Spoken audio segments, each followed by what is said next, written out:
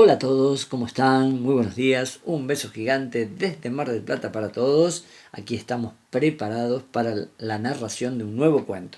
Pero tengo saluditos. Antes de los saluditos quiero agradecerle que aún estoy recibiendo saludos de navideños, así que muchas gracias. La verdad que yo se los retribuyo con todo cariño y amor porque son tan lindos y te llenan el corazón. Así que bueno, muchas gracias. Eh, los saluditos que tengo hoy de cumple son para las siguientes personas. Jesús Andrés Sideral Carrión, de parte de Jeremy Valentín Cosme Quicaño, de Perú. Filogonio Borjas, de parte de su hija Patricia García, de México. Filogonio cumple 85 años, así que muchísimas felicidades. También Annette Villa, de México, Mentier, también cumpleañera. Y saluditos para Guadalupe Moreno de Zacatecas, México.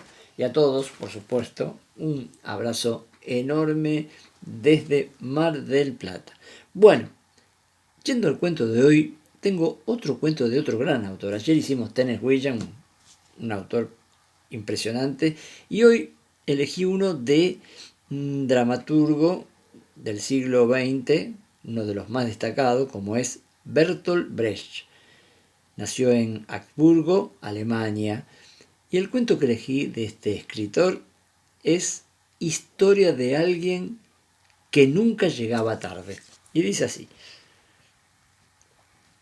había una vez un joven que era inteligente, muy inteligente, enormemente inteligente, tan inteligente que en las noches serenas oía crecer los árboles y toser a las ardillas tísicas.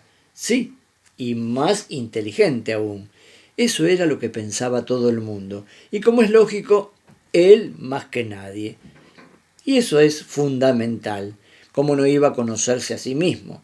Y bien, era muy inteligente, un don, por cierto, muy valioso. Pero tenía una característica, que era 100, no, 1000, no, tampoco, 100.000 veces más valiosa aún. Aquel joven nunca llegaba tarde. En el mundo puede ocurrir cualquier cosa, pero que yo llegue tarde es tan absurdo como pretender que un asno sea un camello. ¿Cómo lo oyen? Eso decía el joven de sí mismo. Y él tenía que saberlo, ¿no? Y así el mozo se iba haciendo hombre y crecía en sabiduría y en virtud. Y sus parientes se preguntaban seriamente qué ocurriría si era posible que existiera tanta astucia como la que tenía aquel joven. Y mientras los amigos y parientes discutían y hablaban con grandilocuencia del futuro del joven, éste dedicaba toda su atención a tan importante problema. Aún vacilaba entre ser príncipe de poetas o emperador soldado. Ambos oficios tenían su parte buena. ¿Príncipe de poetas? Podría ser. Después de todo, bueno, la parentela no tendría nada que alegar en contra. Él ya llevaba escritos algunos poemas maravillosos. Su aptitud había quedado demostrada. Su glorioso poema, El amor, era un modelo de poesía clásica.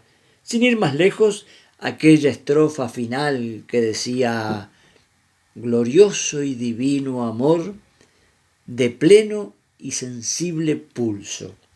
Eres el más bello impulso, triunfante sobre el dolor.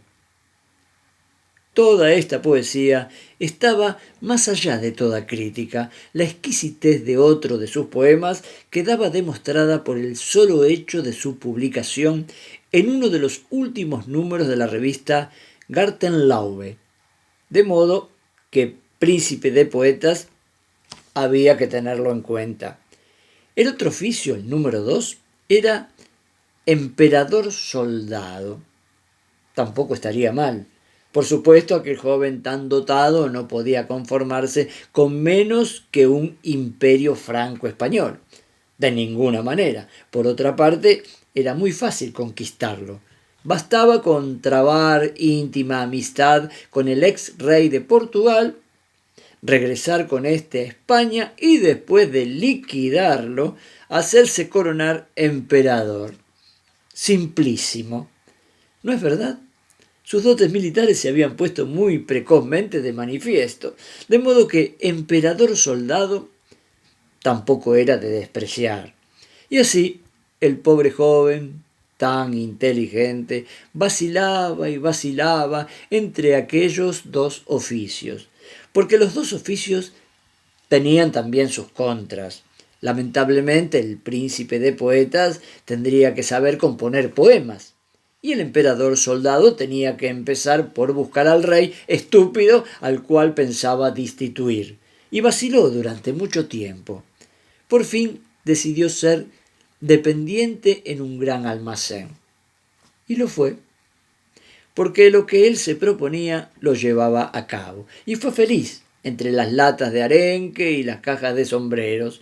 Su ideal era llegar a ser un rey de la bolsa, pero de serlo quería serlo en grande. Alguien para quien los Rothschilds fueran unos pobres mendigos. Y entonces, en esa época, cuando el joven tenía justamente 15 años, ocurrió algo.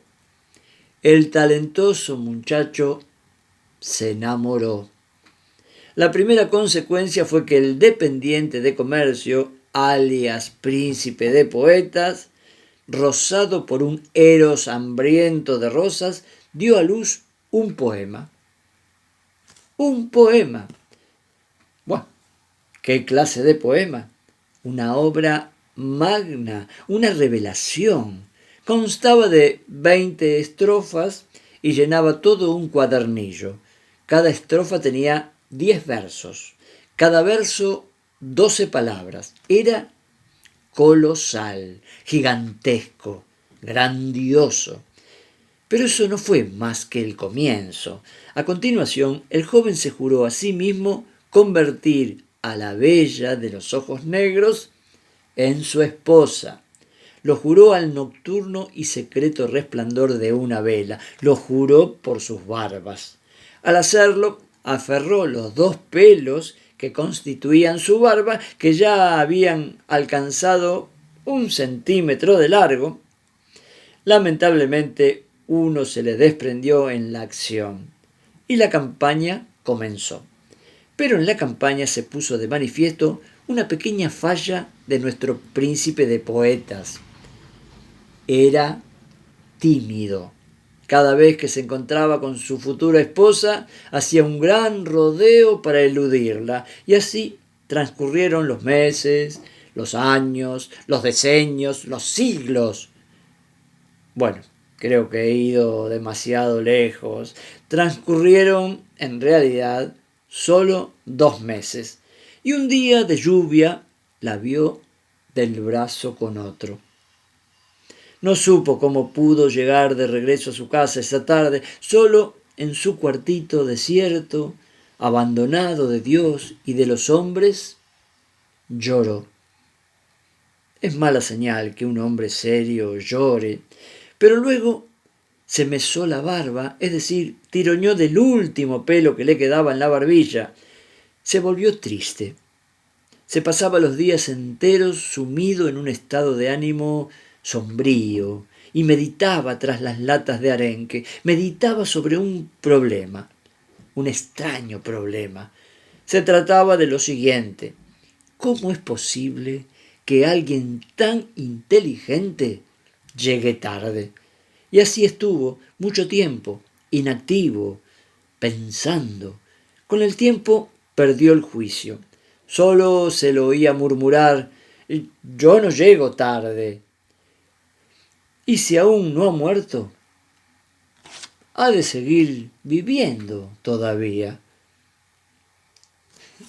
Acá termina el cuento de Bertolt Brecht. Tiene un arte, una cosa tan bella para escribir. Tiene un montón de cosas. Investiguen sobre este autor porque realmente es maravilloso las cosas que tiene de todo tipo. Así que bueno, les mando un beso grande y bueno, nos fuimos hoy con la historia de alguien que nunca llegaba tarde, de Bertolt Brecht. Un beso grande y mañana miércoles, mitad de semana, claro que sí, estaremos con un nuevo cuento. Un gran abrazo para todos.